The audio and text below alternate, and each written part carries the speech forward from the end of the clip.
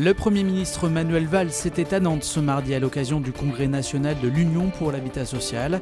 Une visite qui s'est accompagnée de plusieurs manifestations au cours de la journée et d'un gros dispositif de sécurité autour du parc des expositions. Adrien Godet et Cédric May. Le dispositif policier était impressionnant pour la venue de Manuel Valls à Nantes. Le quartier de la Beaujoire a été complètement bouclé toute l'après-midi ce mardi. Les manifestants venus protester contre la loi travail ont été tenus bien à l'écart. Pour nous, le Premier ministre est un des principaux fossoyeurs du droit des salariés depuis quelques décennies, même avant la loi travail. Donc évidemment, il venait sur notre département, il n'était pas question qu'on puisse rester l'arme au pied, donc on voulait l'accueillir de bonne manière. On prend comme une provocation le fait qu'on a un dispositif policier qui est encore une fois de plus démesuré, alors qu'ils combattent les dépenses publiques, on aimerait connaître le coût précisément de ce déploiement policier qui est vraiment hallucinant. Et pourtant, les syndicats avaient sollicité une rencontre avec Manuel Valls. Ils n'ont même pas aperçu le Premier ministre. Il nous a proposé une personne de son cabinet. Nous souhaitions voir M. Valls en personne. Donc nous avons refusé de rencontrer son chef de cabinet. M. Valls est un provocateur né. Vous savez, il a fait passer sa loi en force, en utilisant 3 fois le 49.3. En refusant au niveau national de recevoir réellement les organisations syndicales pour négocier alors que c'est prévu dans la loi. Et des étudiants, des jeunes et des salariés non syndiqués étaient également présents pour dénoncer à distance la politique du gouvernement. Je vous dis, cet homme, selon moi, n'est pas un démocrate. Moi, je l'appelle Manu Militari. Ce type, vous voyez, il connaît que ça de toute façon, le roulage de mécanique, la force, le 49.3. Les syndicats le promettent déjà, la lutte contre la loi travail va se poursuivre dans la rue et dans les entreprises. Ce congrès de l'Union pour l'habitat social était aussi l'occasion pour Nantes d'afficher son travail en matière de logement social, comme a pu l'expliquer la maire de Nantes, Johanna Roland, à Jean-Michel Naga.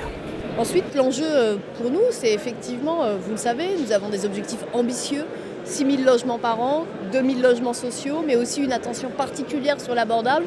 Et je peux vous dire, là, je viens de faire le tour des stands, l'exemple nantais est regardé partout en France. Pas simplement pour les chiffres, mais aussi pour la qualité.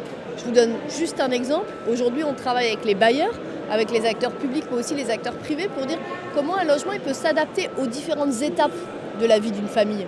Prenons un exemple concret. Les enfants grandissent, partent de l'appartement ou de la maison et comment on reconfigure une pièce. Cette question de l'évolutivité des logements, elle est importante. Le logement social, il doit être de qualité. Je vous invite par exemple à vous promener sur l'île de Nantes, du côté du Carrousel. Il y a là une très belle opération qui s'appelle l'Oiseau des îles. Eh bien, je peux vous dire que beaucoup de nos délégations qui passent ne font pas la distinction entre le logement social et le logement privé. Le logement social, il doit aussi être de qualité. Depuis la rentrée, la municipalité de Sautron a décidé d'équiper ses policiers d'armes à feu, une décision prise à la suite des attentats de Nice. Claire Villalon. C'est désormais avec un revolver à la ceinture que les policiers municipaux de Sautron travaillent. Depuis début septembre, ils disposent en effet d'une arme létale, une nouvelle responsabilité que ces agents ne prennent pas à la légère. J'ai été favorable, donc il n'y a pas de problème, je connais les risques et voilà, j'ai appris du coup justement la légitime défense, mon cadre d'emploi et je dois le respecter. Donc normalement, je sais très bien que si j'en fais l'utilisation, c'est qu'il y aura nécessité d'utiliser. La municipalité, d'abord contre cette idée, a finalement changé d'avis face aux événements terroristes des derniers mois. Je n'étais pas du tout favorable. Et puis ces événements m'ont fait penser que ça pouvait aussi arriver à Sautron. D'autant plus que le gouvernement nous donnait cette possibilité. Donc après une très grande réflexion avec les policiers municipaux eux-mêmes, avec le chef de la police municipale, nous en avons beaucoup parlé et ils étaient tous les trois unanimes à dire, puisque nous avons 3 policiers municipaux, unanimes à dire que pourquoi pas, ils souhaitaient être armés effectivement. Depuis qu'ils sont armés, les policiers municipaux avouent se sentir plus en sécurité. Les habitants, quant à eux, sont également plutôt favorables à cette mesure. Et pour moi, je pense que c'est une très bonne chose. Voilà, je pense que quelque part, ça permet effectivement à ces agents d'intervenir, et de pouvoir effectivement se protéger la population. Ça me paraît tout à fait normal. D'autres villes de Loire-Atlantique ont également fait une demande. Pour le moment, sur les 66 communes du département qui disposent d'un service de police municipale, seulement 8 sont dotées d'armes à feu. La fin de l'histoire pour les salariés de la société Vetaffaire. Ils sont pour l'heure toujours salariés, mais l'entreprise a fermé ses portes le 22 septembre dernier au Sorinière. Ce mardi, une réunion avait lieu avec le liquidateur judiciaire. L'objectif des salariés est d'obtenir de meilleures conditions de départ. Alors il y a un sentiment de gâchis de par la fermeture de l'entreprise. C'est vrai que c'était quand même une entreprise où il y avait 137 magasins qui faisaient vivre quand même énormément de monde. Donc il y a vraiment un sentiment de gâchis et c'est surtout un sentiment d'abandon, de se sentir abandonné, de laisser tout seul en fait. C'est vrai que des personnes où ça fait 25 ans qu'ils sont dans l'entreprise n'ont pas forcément évolué en même temps que le marché. Donc c'est vrai que c'est de pouvoir également se remettre à niveau, donc de pouvoir bénéficier d'un soutien et également d'avoir un peu d'indemnité complémentaire pour faire face justement à l'avenir qui dans le monde du textile est relativement complexe, quoi. Valentin Rongier, forfait pour la réception de Bastia samedi. Le milieu de terrain du FC Nantes a été victime d'une fracture du nez face à Marseille dimanche dernier. En revanche, Diego Carlos et Julie Loki ont repris le travail avec le groupe ce mardi. Premier rendez-vous à domicile ce mercredi pour le HBC Nantes face à Chambéry. Après avoir bien débuté leur saison en obtenant le nul en Ukraine la semaine passée face à Zabrowskie, les hommes de Thierry Henty ont enchaîné par une victoire probante, 32-26 dimanche, sur le terrain de Créteil, en championnat cette fois. L'objectif sera donc de confirmer mercredi soir contre des Savoyards, eux aussi performants pour leur premier match de championnat, remporté +9 face à Dunkerque.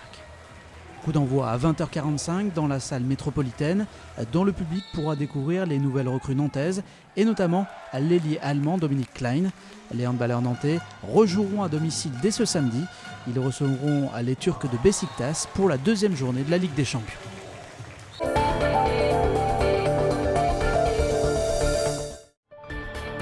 À présent, rencontre avec Mireille Evenot, directrice régionale de l'Union pour l'habitat social, dont le congrès se tient à Nantes en ce début de semaine.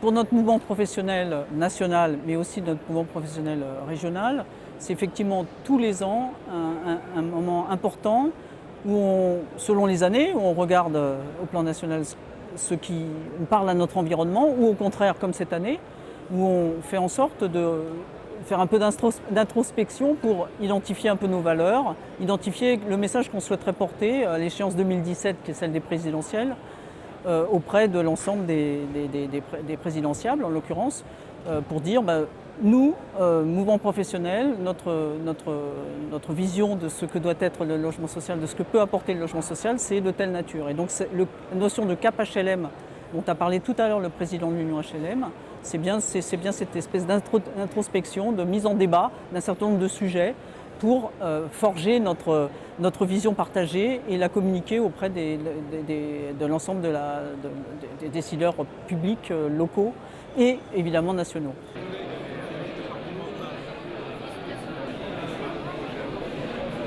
Quelques chiffres, 200 000 logements en Pays de la Loire, donc qui sont des logements sociaux locatifs, mais le logement social, ça n'est pas que du locatif, c'est aussi de l'accession. Si on donne deux autres chiffres de 2015, 5100 logements qui ont été financés en locatif en Pays de la Loire, mais plus de 1000 en accession. Donc les organismes HLM sont aussi des constructeurs qui permettent aux ménages accédants de bénéficier de logements en matière d'accession à la propriété, qui vont leur permettre de pouvoir non pas seulement être locataire, mais aussi de passer le cap de la primo-accession, voire au-delà. On est peut-être sur les 10 dernières années une des régions qui a le plus assumé le fait de devoir contribuer à développer du logement social sur les territoires. Donc on est sur un pic de 5000 cette année, un chiffre de 5000 cette année un peu plus, qui a un peu baissé par rapport à quelques années, mais qui reste très très haut, avec évidemment, vous l'imaginez, un plus fort de ce point de vue-là dynamisme du secteur ouest de l'ensemble de la région, et en l'occurrence un plus fort dynamisme de Nantes Métropole et de la Loire-Atlantique. Si je parle de la Loire-Atlantique, c'est la moitié de l'ensemble des 5000 logements dont je parlais tout à l'heure, et à l'intérieur de cela, la Nantes Métropole est également très, très présent.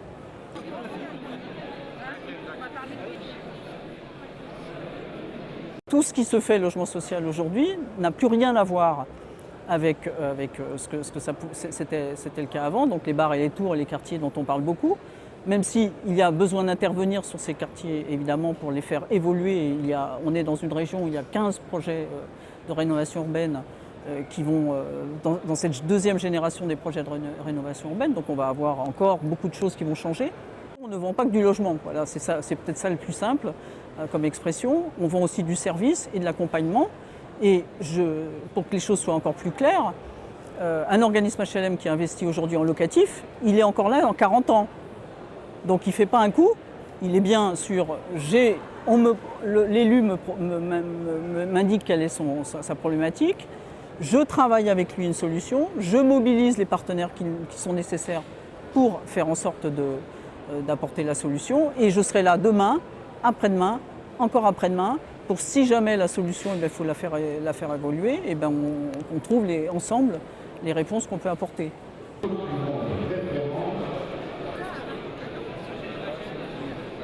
Si les élus locaux sont convaincus, c'est ce qu'on a essayé de faire durant ces 2 jours, que le logement social est une solution au dynamisme de leur territoire, on peut considérer que le relais sera pris durablement pour faire en sorte de continuer à construire du logement social en locatif et en accession. Et on peut considérer aussi que finalement le modèle dans toutes ces dimensions ne va pas s'altérer, sachant qu'effectivement, vous m'avez tendu la perche, je la saisis, on est bien dans une précarisation des ménages en France, il faut être clair. Et aujourd'hui, on a évidemment, c'est un des messages qu'on a diffusé aux élus locaux, on a en Pays de la Loire, en gros 2 tiers des Ligériens qui peuvent prétendre au logement social, mais avec à l'intérieur de ça, beaucoup de ménages avec des ressources très très très faibles qu'on est capable de loger aujourd'hui dans le logement social. Donc on a, je pense, tous les ingrédients pour réussir, mais le pari, c'est bien celui des élus locaux et des politiques locales de l'habitat. On a aujourd'hui un partenariat, une confiance, je pense, des élus locaux qu'on n'avait pas il y a quelques années. Et pour lequel aujourd'hui on n'est plus dans des j'en veux pas, on est beaucoup moins dans cela, on est beaucoup plus quelles sont finalement la réalité de mon territoire et quel rôle je peux faire jouer au logement social. Et à ce moment-là, on est là pour aller dans le sens attendu.